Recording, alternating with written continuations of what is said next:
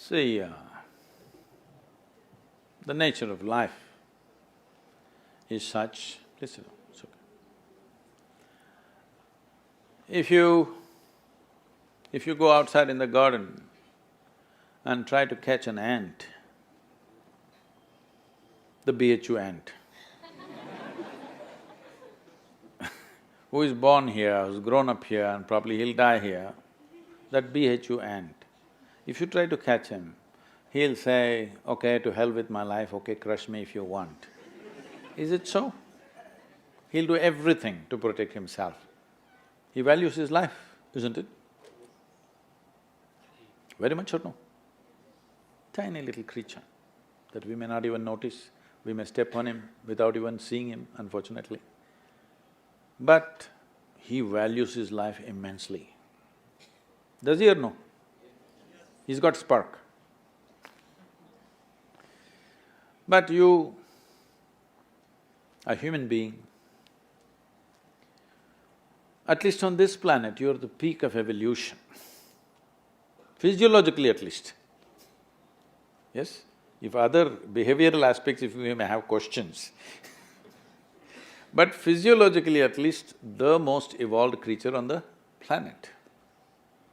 What the most evolved creature on the planet means is, it has the most complex neurological system and it has the highest level of cerebral capability. That means you can think, you can remember, you have memory. You have a very vivid sense of memory and a fantastic sense of imagination.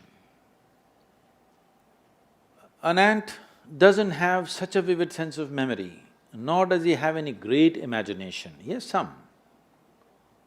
But he has a presence of mind about the life that he is living. Because the education systems that you're going through right from kindergarten level is such that it is about everything except you. It's about everything else. Somebody is PhD in tourism, somebody is PhD in biotechnology, somebody is PhD in something. Nothing about this. How does this function? There is no attention at all.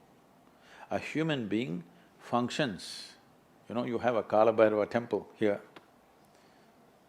What this means is, a human being exists in 3 times.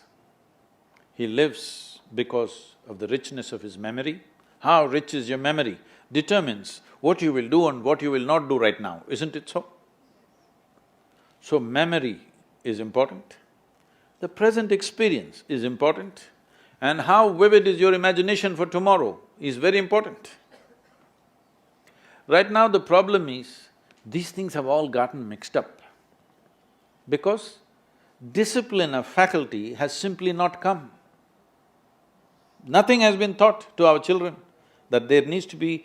Discipline means people think English kind of discipline, walking like this like idiots. Discipline of faculty is not there. Because of this, your own mind turns against you. What happened 10 years ago, you still suffer? Hello? What may happen day after tomorrow, you already suffer? Because there's no discipline of faculty.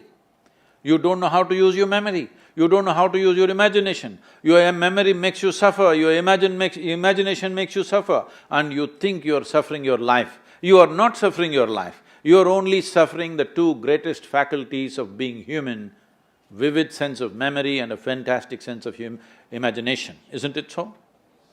If you suffer the greatest faculties that you have, what can we do with you?